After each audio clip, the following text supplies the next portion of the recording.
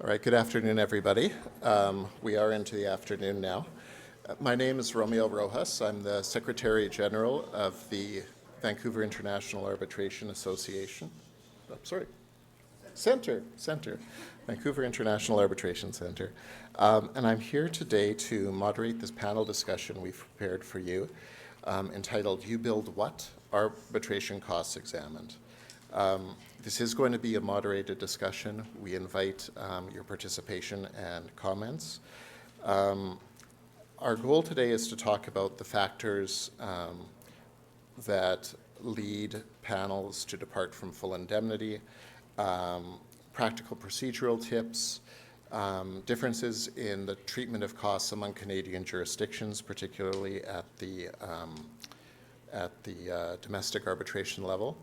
And then finally, the arbitrators are not going to emerge from this unscathed. We're going to talk about challenges to the costs of arbitrators as well. So I'm going to start by introducing our panelists today. Our first panelist is Lisa Munro. She's a partner at Learners LLP and is a roster arbitrator with Arbitration Place, as well as with VANIAC. She's a neutral arbitrator in domestic and international commercial arbitration and advisor to Arbitration Council. She's a fellow of the Chartered Institute of Arbitrators and holds the ADR Institute of Canada's Qualified Arbitrator designation. She's on the board of directors of the Chartered Institute, as well as ADRIC. She's the winner of the 2024 ADRIC McGowan Award of Excellence in Dispute Resolution, the VANIAC 2023 Outstanding Article or Book Award, and 2022 Best Lawyers in Canada, and various other awards.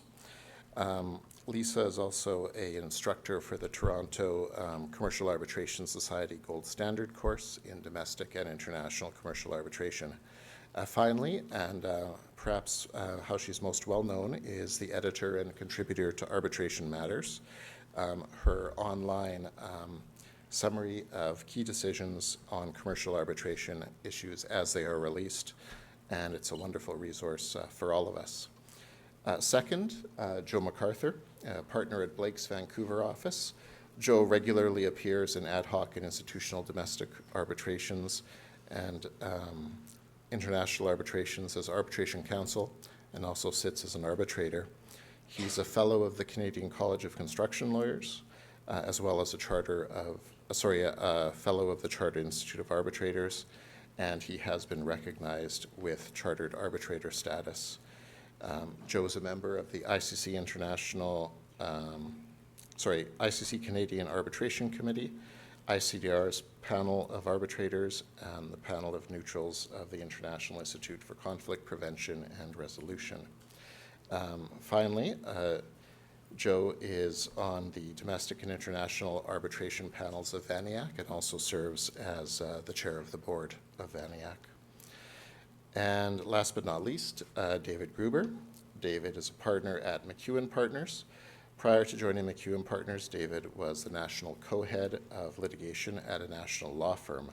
He maintains a broad litigation practice with a focus on corporate and commercial disputes, arbitration, restructuring and insolvency, and class actions.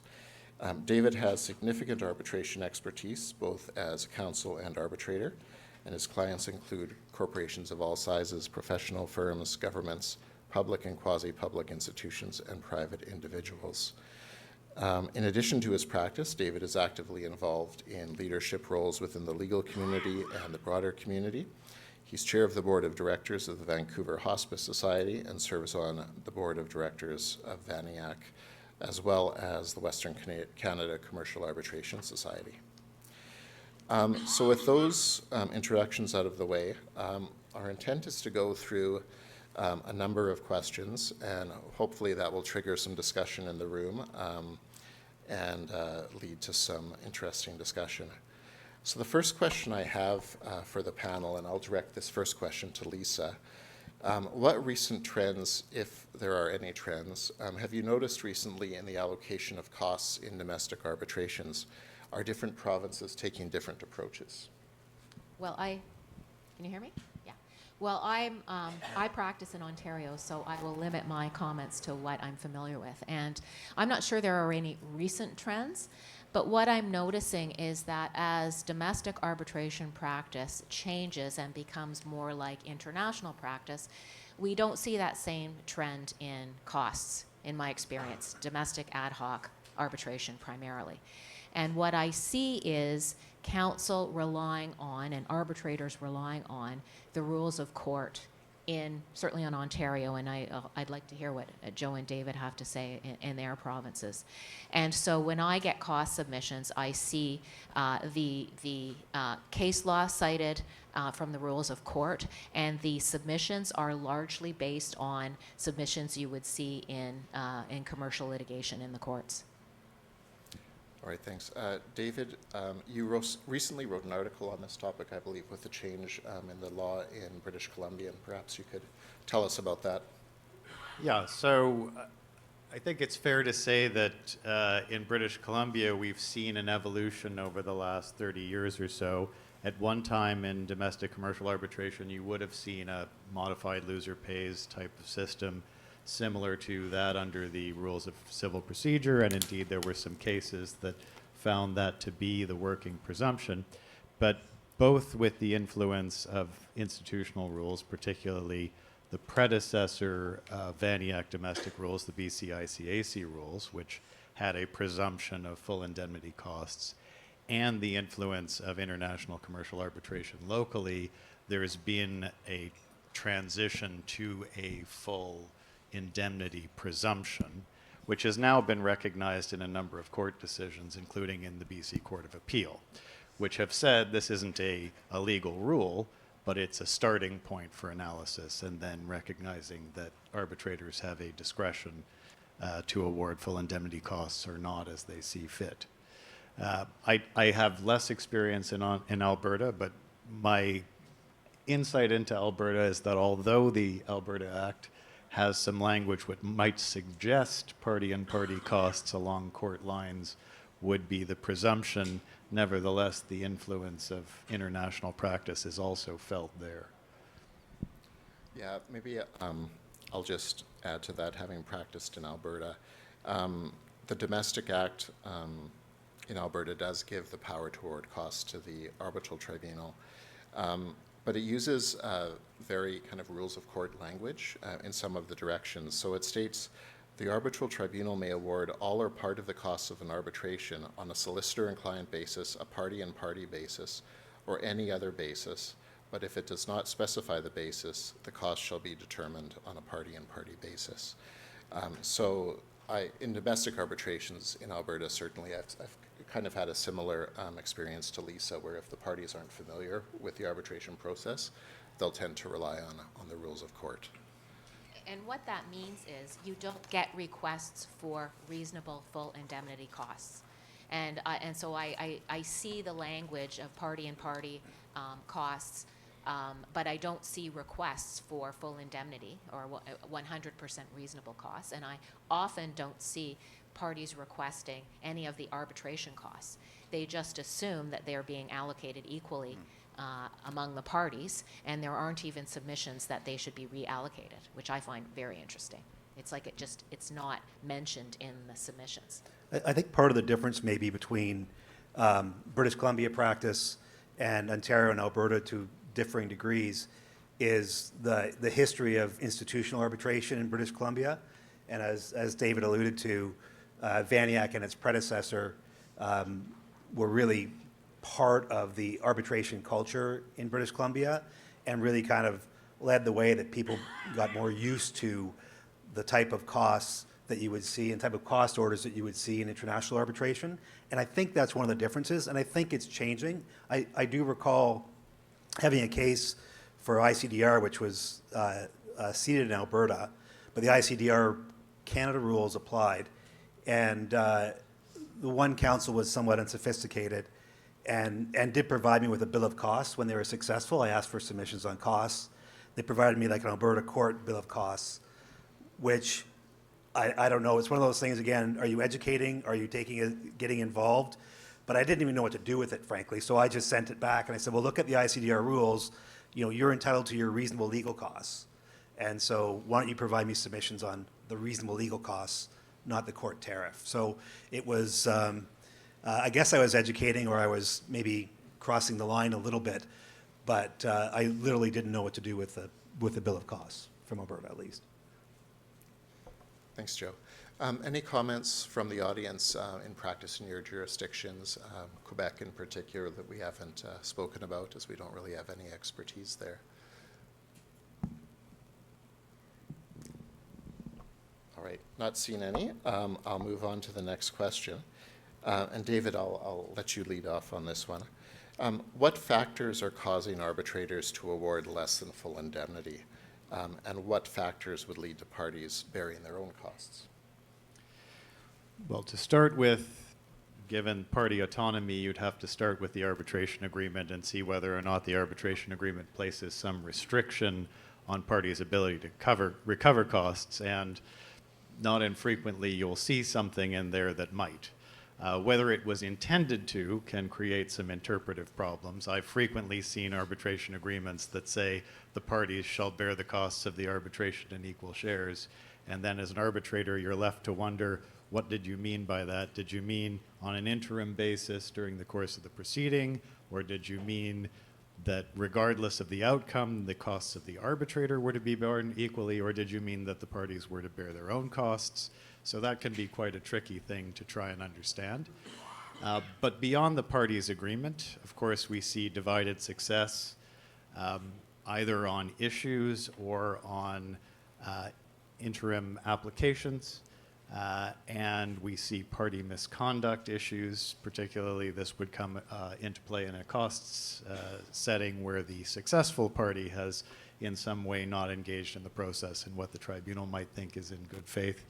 And then finally, there's a question of proportionality, where you might say to yourself, this was really not a large enough dispute to justify the amount of resources and time that were thrown at it, and it's not fair to the losing party that they should bear all of that. Or you might say that counsel work wasn't as good as the bill might suggest, as a question of proportionality. You would say that out loud. You say it to yourself, Mary. You don't say it out loud. Lisa or Joe, any comments on that? The only thing I'd add is maybe arbitration agreements themselves. And I've had the same experience as David, either looking at them and wondering, what did you mean by that? Or sometimes ones that are very clear that say each party will bear their own costs. They'll split the cost of the arbitrator, but they will bear their own costs otherwise. And I do work, as I'm sure some of you, others of you at larger firms, of providing advice from time to time to our transactional lawyers. And I often see that and I say, why? Like, why do you want to do that? What are you trying to incentivize here? And when I started doing arbitrations, getting involved in them about 15, 20 years ago, I didn't realize this whole cost thing until we had like our first cost submissions. And then I realized, oh my God, you can actually get something close to what you've actually paid your lawyers for this dispute that shouldn't have happened. Whereas in court, especially in British Columbia, the court tariffs are quite paltry and usually end up being, I don't know, an eighth, a tenth of clients' actual costs. And the ability to actually recover your costs, when I explain that to clients, that's one of the reasons why they actually like arbitration. And one of the reasons why they say, okay, this actually makes sense for two sophisticated parties. I'm not talking about like the arbitrations that are at issue with like consumers and that sort of thing, but where you've got two sophisticated parties, why shouldn't it be your full cost? Like, why are you walking away from that? And it surprises me when I see that in agreements, and I don't understand what the rationale behind it was.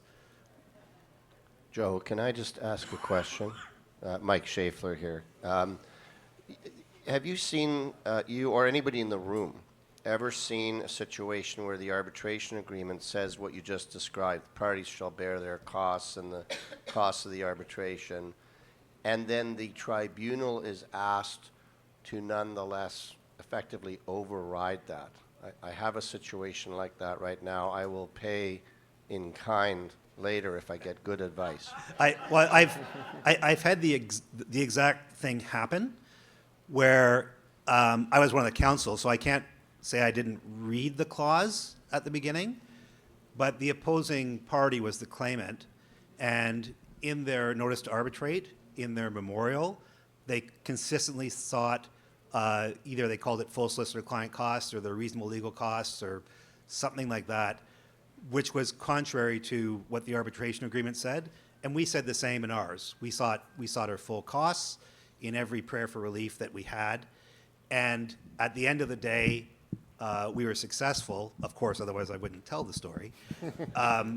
We were successful in the arbitration, and the other side backpedaled and said, no, look at the arbitration agreement. You can't award costs here. And I said, well, no, the parties have now each taken the position you can award costs by asking for it.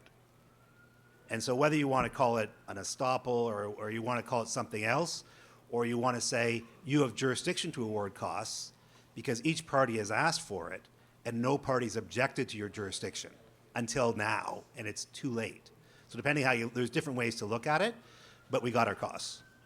And so that's how it was worked out for my situation. I'm not sure if that applies in yours.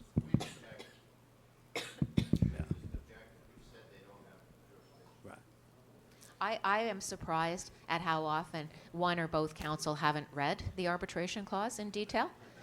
And so there's the, should I or shouldn't I raise it? Sometimes one counsel clearly has considered and the other counsel hasn't. And those kinds of things arrive fairly frequently when you're dealing with counsel who are primarily commercial litigation counsel and do few arbitrations. Has anybody else had that experience? Yes.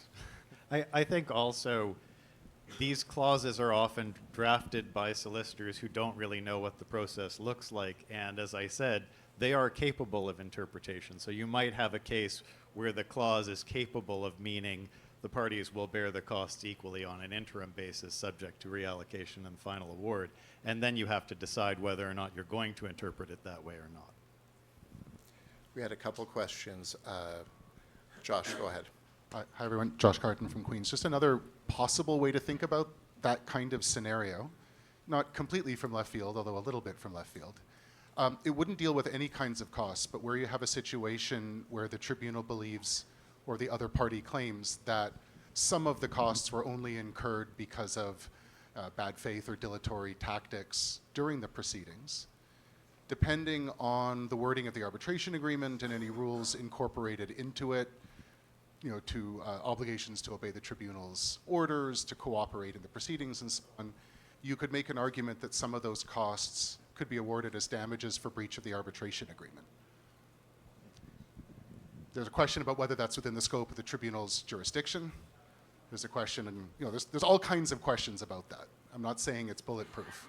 But I think at least in the cases where, for example, you have non-compliance with a disclosure order, that there is a good argument that that's breach of the arbitration agreement and that the legal costs associated with it are the damages arising from that breach. Would you not be required a new notice to arbitrate or request to arbitrate? Like how is that covered by the existing arbitration that you have jurisdiction over? You would have to have an arbitration agreement with wording that doesn't limit it to disputes arising out of the contract, but even then, an arbitration agreement is separable, but it's not an entirely distinct contract. And a dispute arising out of the contract that contains an arbitration clause could be a dispute arising out of the arbitration clause.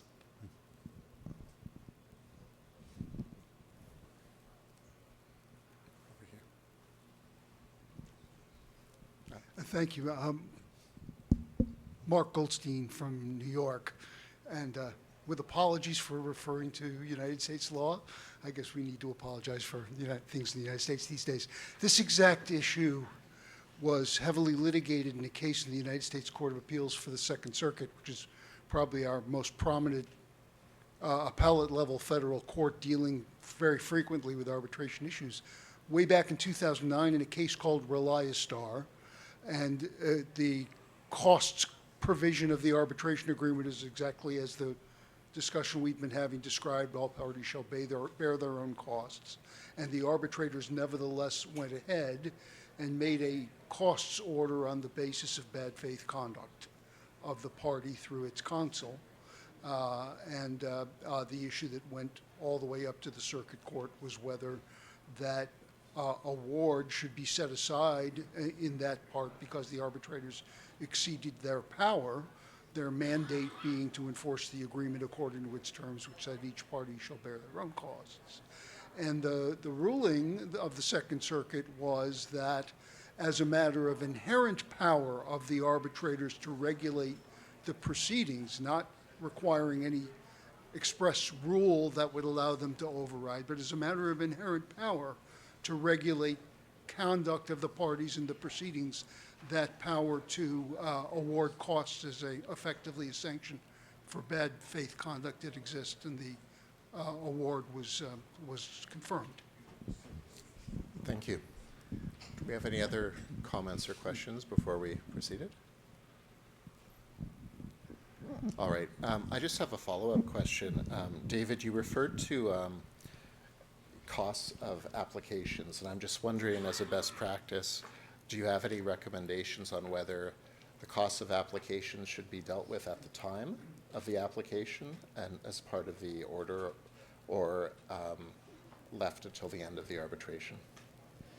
So the starting point to answer the question would be to look at the institutional rules, if you're under institutional rules, or the legislation you're operating under, to see if they actually give you the authority to order costs on an interim basis. They may or may not. And then there's a secondary question that even if they do, is that enforceable in the way an award would be enforceable or not? And so it becomes a problematic thing in a lot of cases to actually do it. You might consider doing it on a provisional basis, that is to say, I'm awarding costs of this application, which I will incorporate into the final costs award at the end, so that I get around that enforceability point. But on the other hand, you may be reluctant to do even that, wondering how is this application going to be material in the grand scheme of things in the end, and do I really want to make a judgment about that before I hear all the evidence and see how I'm going to decide? I think it's probably in most cases easiest for the arbitrator to say, I'm going to put it off, but then the risk is it gets forgotten in the end result. And so you may want to think about building into either a procedural order that's around the application or into the application itself, that the parties make cost submissions separately on the application so that it doesn't get forgotten at the end of the day. What about concerns that making that kind of an order may affect fairness issues going forward, and a party saying, well, this is a potential justified ground for a set-aside award, set-aside application because the arbitrator has done something which has prevented me from defending, putting forward my case, etc. I think it falls into the same category as disclosure orders. In no different way as deciding whether or not a document or category of documents is going to get disclosed or not disclosed, do you raise the specter of a set-aside application, but one would hope that the courts will at some level understand that you've got to run a process and you need some latitude in doing so. The one area where I've seen that it makes the most sense is emergency arbitrator proceedings, because you're before a different decision maker who's making an initial decision just on that emergency application that you're making. And so that, to me, makes a lot of sense. And typically, that's what happens, is the emergency arbitrator actually makes a cost award after that time. Other applications before the tribunal, I think there's lots of good reasons to wait until the end. You might make some comments, as you say, David, maybe even a provisional order. But really, I think it makes most sense for the most part, because it's hard to break out those applications from the merits of the case overall. And I think it's something that's best dealt with at the end, typically. Thanks, Joe. Joe, I'll ask the next question to you. And we've already discussed briefly, or it's been mentioned, the conduct of parties or counsel during the proceedings and what impact that should have, if any, on the costs award. Any comments on that and the best approach in your view? Yeah, and there is no kind of completely right answer, and it's important that at the end of the day, with the arbitrator's costs award, is something which is in the arbitrator's discretion, and there are as many things that you would take into account in exercising that discretion as any exercise of discretion. I mean, there's lots of things you want to think about. Anything that has extended the proceedings, whether that's through your conduct in the document production. Mary referenced that earlier. That's certainly an important example of conduct that you want to make sure that you take into account. Any unnecessary applications that were brought that added cost and expense, and success on those applications is another consideration for sure that you want to take into account. And so it's overall conduct, but particularly conduct that has added cost to the proceedings unnecessarily, I think are the main things that you want to make sure you're taking into account.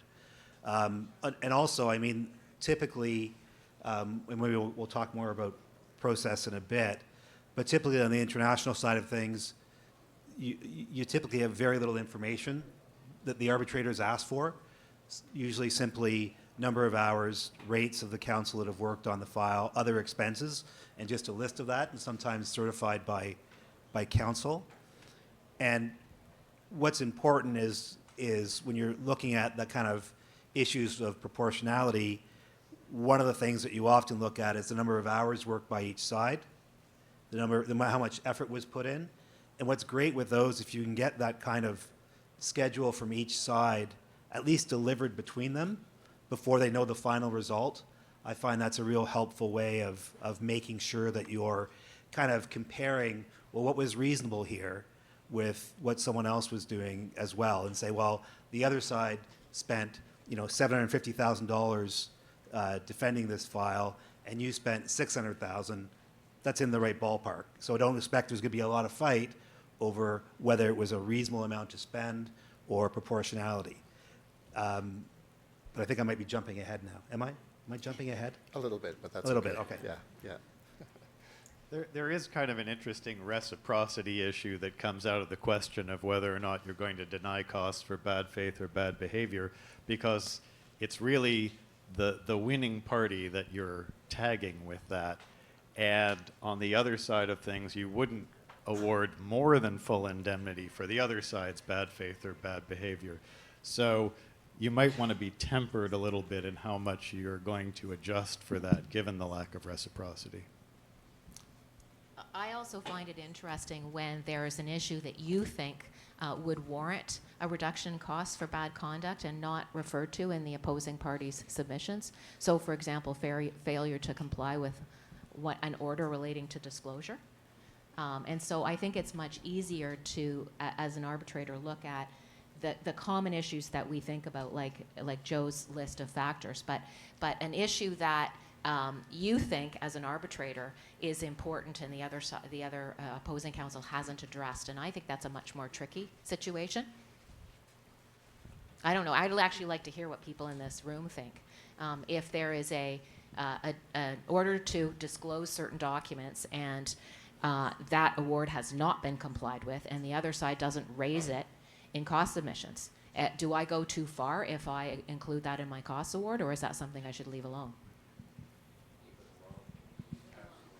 Leave it alone? That's my thought too. I guess the other consideration there too is that if your disclosure process allows for a negative inference for failure to disclose, does I that agree. resolve the issue and Yeah, you need I to agree. go the next step? To your comment earlier about reciprocity, sort of how much did the other guys spend versus what the winning counsel spent? To what extent are you seeing agreements in advance on costs before the decision is rendered? I mean, that's frankly just absolutely standard in commercial practice before the courts in Ontario now. I mean, I can't remember not reaching agreement with good counsel on the other side in advance before you get the order. And judges love that because they, avoid the bun fight. But also it's the low cost awards that everyone knows you're only going to be getting a third, at the most anyway. So you pick a number that's way below actual spend, both sides agree, and you say, fine, you know, whatever. We're both going to take a bath, you know, if whoever wins. But are you seeing cost agreements in advance? No. No, No, not at all. which is interesting. I mean, what I do like to see, as I said, both as counsel and as arbitrator, is to make sure that I've got a cost process set out somewhere in procedure order number 1, ideally. I can't say I always manage to do that, either as counsel or as arbitrator, but I like to make sure we do that so we all know what it's going to look like. And I do like to see at least the parties exchange what their actual costs were after the hearing, so that they know, they have some idea. And then you get those, sometimes depending on the process, if you're just doing one award that combines merits and costs, that could be it. Like, you don't get any other opportunities to make submissions. A lot of Canadian counsel aren't comfortable with that, and Canadian counsel are often ones, and in domestic things, often ones who want a two-part. We want to see the award first, and then we want to be able to fight over costs in terms of, you know, mixed success or something like that, instead of just leaving it with the arbitrator. And in terms, or Joe, tribunal. in terms of what you ask them to exchange before the award is delivered, is it invoices? Is it simply lists of timekeepers and hours and rates, or invoices as rendered, or what do they exchange? Typically just like the charts that I was talking about, with counsel involved, their hourly rate, number of hours, and then grand totals, and then additional expenses. And then things get a little more complicated sometimes when there's in-house counsel and in-house counsel's time, and that's kind of another kind of thing that you can think about and determine how you deal with those claims for costs. And then there's expenses and that sort of thing as well, that the disbursements can sometimes be an issue, and experts' costs as well, obviously, an important disbursement. And Joe, are these, let's call them bills of cost, which I think was the term you used, but is a litigation term. Are those exchanged between the parties and not given to you? Well, it depends on the process you set up. And I like them just being public before you actually have to make a decision, before you know what the outcome is. That's the only thing I care about. And I've had a case as arbitrator where the parties didn't do that, and they did it afterwards and provided me the same sort of information. And I called into question a little bit both the rates that were being charged by the losing party and the limited number of hours the losing party recorded. And so I think that's a little bit of a concern that you kind of get over with when you have parties exchange it before they know whether they are going to be getting costs or paying costs. The idea of agreeing to costs ahead of time is great. I haven't seen it, though, in arbitration. I'm not sure whether anyone has. But it does make a lot of sense, no doubt. I just to comment, I haven't seen the agreement on costs before, but I have seen the process that you described, Joe, really help the parties eventually reach an agreement on costs, so it doesn't have to go to the award. The numbers are put out, you know, before they know the outcome. They're not put out in the context of cost submissions where they're being adversarial, and oftentimes that helps. Yes, comment at the back. I'm not sure you're going to address this later on, but has Canada addressed the issue of the uplift with third-party funding, and how does the panel address that? We were not going to address that, but I will, if anybody has any comments. Sounds like a panel for next year's CanArbWeek. I don't have any experience in that, so I can't give you any comments. Yeah, the only thing that I have, I don't have experience with a third-party funder on costs. I do have experience of counsel on one side having a interesting retainer that involved some measure of hourly rates, but a measure of contingency as well. And there was at least some initial thought as to how to deal with that contingency, except their overall costs were less than ours, even with the contingency, so it wasn't much to argue about ultimately. But I did find that an interesting consideration of how you deal with contingency costs and third-party funding is giving another, for sure. And I would expect there's someone in the room who's dealt with that issue, but I haven't. But it is a really interesting one, because it's supposed to be the costs you've expended, right? It's not supposed to be, and that's the issue with contingency, is those aren't actually your expenses. Those are just, it's something different. If you go back to your concept that in sophisticated parties, the winning party should recover all of their expenses, it feeds into that argument. No, I hear you, yeah. I think Bill has a comment on this. Just a question, actually, Joe. In your practice, it sounds to me as if before you release the award, you want to get information as to what the actual costs were that were incurred by each side. All right. Now, is there another step? In other words, would you then go ahead and make a decision, an award on costs with only that information? Or would there be another step before you awarded costs where you would require submissions as to costs? Because all you've got, sounds to me so far, all you've got is the raw information. So would you make the decision as to costs in your award, or would there be in which case would you require submissions as to costs as part of what you get before you make your award, or would there be a second process? I just want to know what your process is. It really depends. Tomorrow, but it depends what the process is. I don't think you're going to make an award on costs if you're doing like just a single award that has merits and costs. I still don't think you're going to do an award on costs with just those schedules, if you will. I think you'll ask if there's any additional submissions on costs to make before the outcome. And I think if the outcome was a little uncertain, I think then you might default to doing a partial award on merits and reserving jurisdiction on costs. So it does depend, but in the cases where I've seen the single award come out and there's been an exchange of schedules, there's been no issue raised by either party. Do you know what I mean? So if there's a large difference, I know there's a recent investor state case that I was reading where it was 65 million by one firm and one party where their costs, and the other was like 15. And so if there's that kind of divergence, you might be seeking some submissions on costs before you make a final award on costs. But I think your question leads to an interesting question, which is, should the costs and final award on the merits be released at the same time? Because you can think about if your primary goal is efficiency, then the parties would undoubtedly like to have the award on the merits and costs at the same time. But a lot of parties will say to you, well, we want to know the outcome before we give you our cost submissions, and that will inevitably result in greater costs and some delay. So I don't think there's any right answer, but parties and counsel may not even think that that's a question they should consider. And I think it's an interesting one. I would say that in our expedited procedures, more often than not, you get one award with the cost submissions preceding the final award, because the thinking among the arbitrators who sit on the expedited procedures panels is that's more consistent with the intention of the process. But even there, if there's the prospect for divided success, it may not be practical to do it that way. Yeah, go ahead, Craig. Just on the point that on the point that was asked about the timing and Lisa's comment and Joe's, I've seen it many times where you don't have to do it in 2 stages.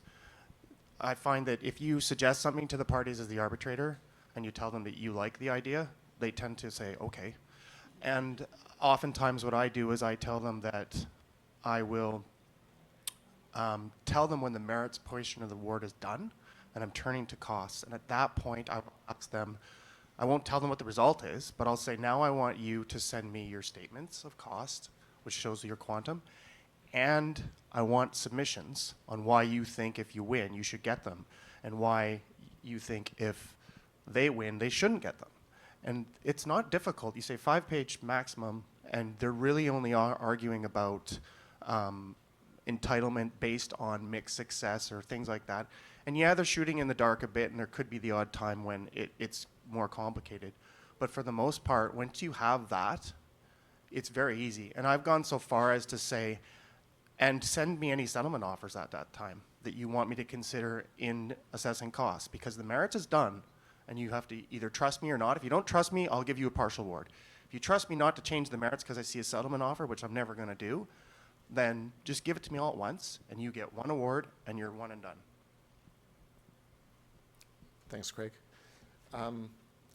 Craig mentioned settlement offers, and I think that leads into my next question for you, Lisa, is what impact should they have on the award, and when should they be, how should they be handled generally? I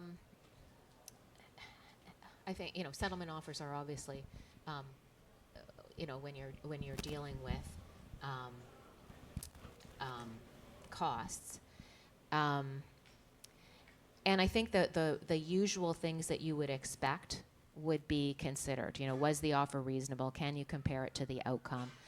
Did the other side put in any settlement offers? But that last point I find quite tricky, because I don't think you can assume that because one party didn't put an offer to settle, that should really affect the cost. There may be good reasons. There may be a party that feels that their position is very strong, or that it may be that you determine that the case was close.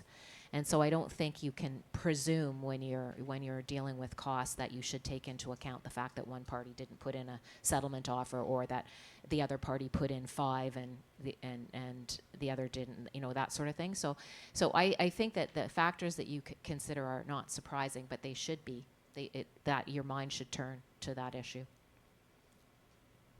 Thanks. Any other comments from the panel on that? Well, I think the process is important too, and so, provided you have Craig as your arbitrator and you trust him, maybe, and you trust him not to have a look at it, that sounds fine. But sometimes what parties will do is, and there's provisions in our rules that allow for you to kind of leave the settlement offer essentially with the center.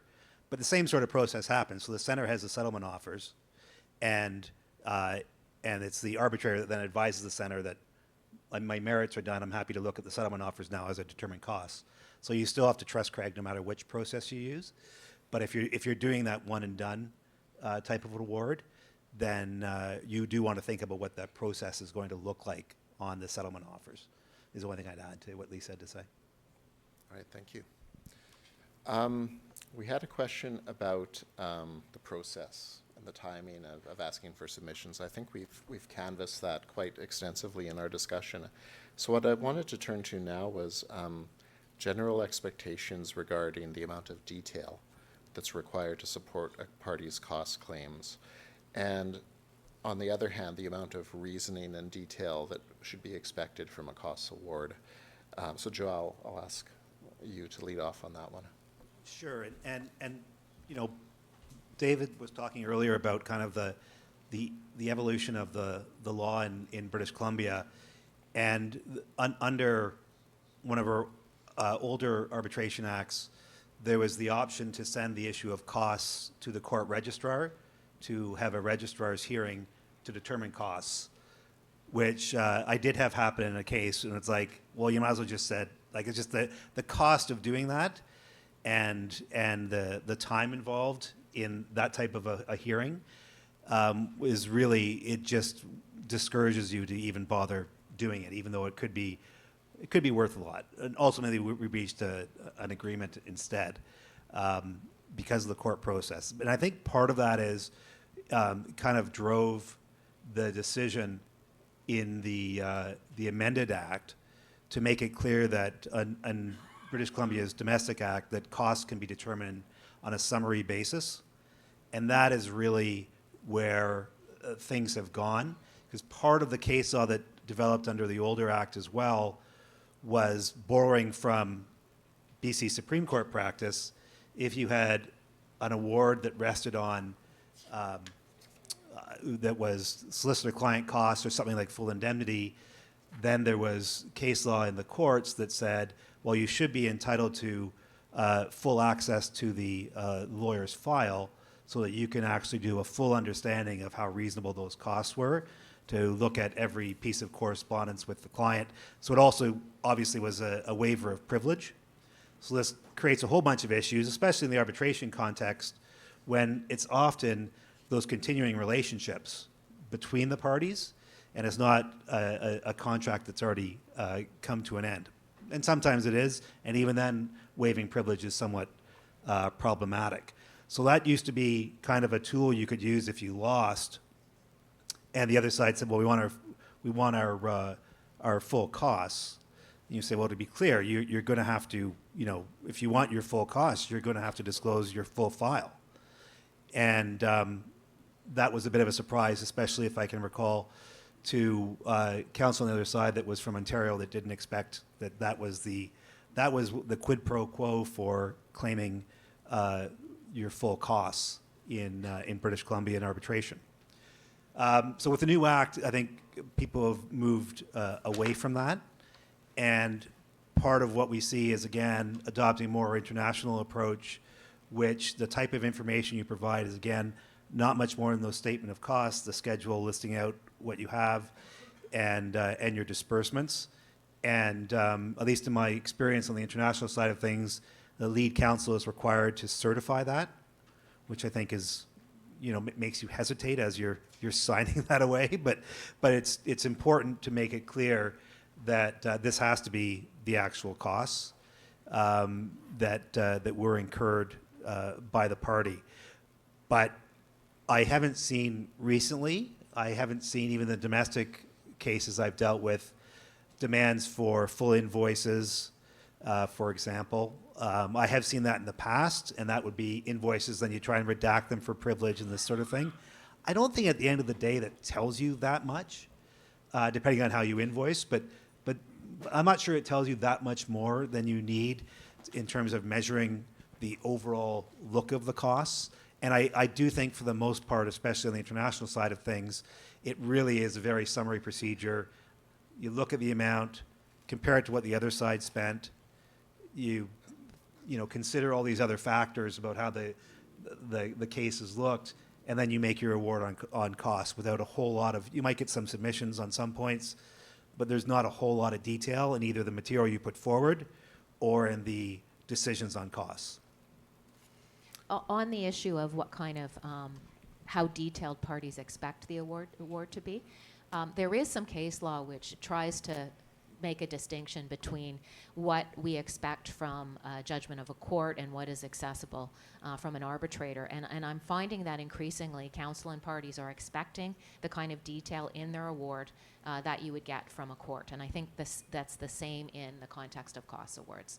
Generally, they are shorter than reasons for judgment on the merits. That's completely understandable, but they want to see something that's more than summary. And because it's an award, they're entitled to the reasoning, and I think increasingly that reasoning is fairly detailed.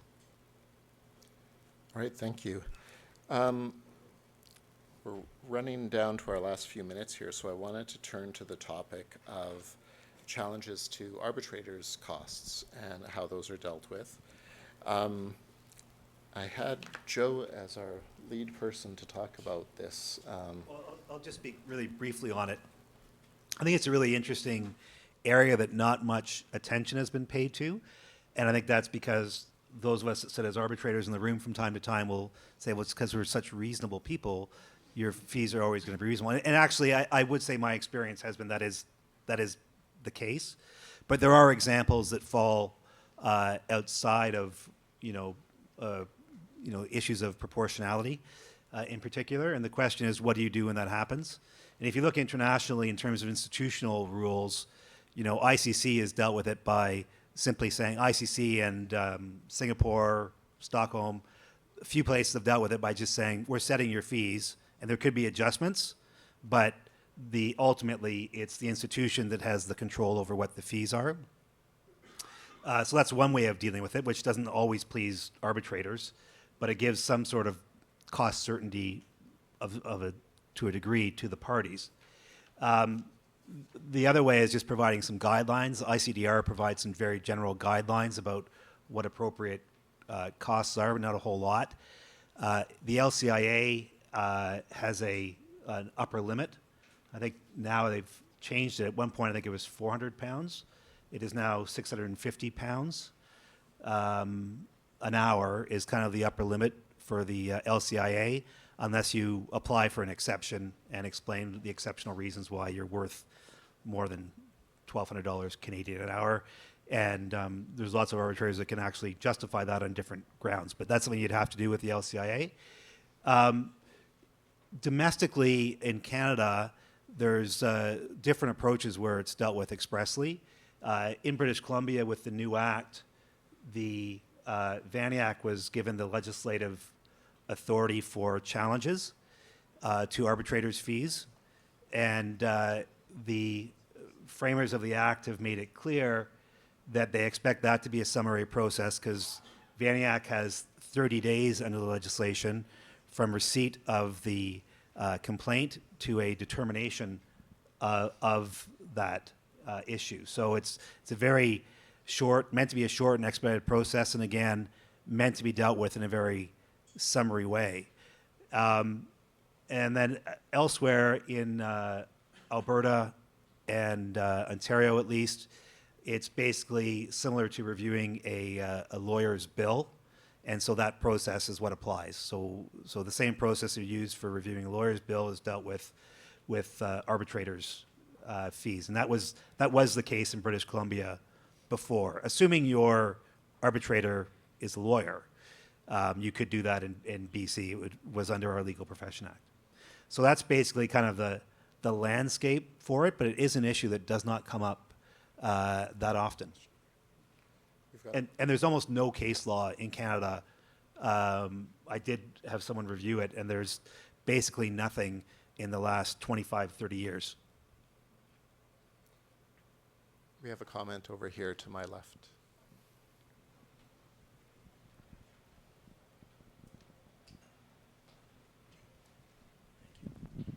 Thank you. You talk about challenges to the fees being too high, and I'm wondering if you've ever been concerned about your fees being too low, too reasonable, that is. There was a case I was working on. I say it, but there was a case I was working on where one of the parties was unsuccessful and challenged the award on the basis that the arbitrator's fees were so low that they could not possibly have considered the award fully in the matter. And so I'm wondering if you think there should be a sort of lower limit, or how you make sure that you have enough fees that your award is protected on enforcement. I have never heard that before. I do recall acting as counsel on one where the arbitrator, who didn't have a lot of experience being an arbitrator, gave me their rate, and I remember going, "That's stupid. Like, that is so low," but I was acting for my client, so I didn't object. And at the end of the day, she produced an excellent award. It was a little long. It was like 70 pages. And the cost was very modest, given the amount of work that she had put into it. And so, but I never thought this would be an issue. I can see the argument, maybe, on the protecting your award, is what you're saying, but I haven't seen that issue before. I think there are some cases having to do with three-member tribunals where there have been issues about one member of the tribunal recording relatively few hours relative to the chair or the others, but I haven't seen it either in practice. We have one more question at the back left. Yep, sorry, it's Peter Ashford again. We definitely have a case in England about too little time, and it was said to be an improper delegation to the chair by the two co-arbitrators, so they hadn't fulfilled their mandate by not doing it. It was complicated because the chair had sent an email to the tribunal secretary saying, "What do you think of this?" and had copied in all the parties. So it was not only a delegation to the chair, but the chair had delegated it to the tribunal secretary. So it was a mess, but the court refused the challenge, basically, and said, no, it's perfectly proper.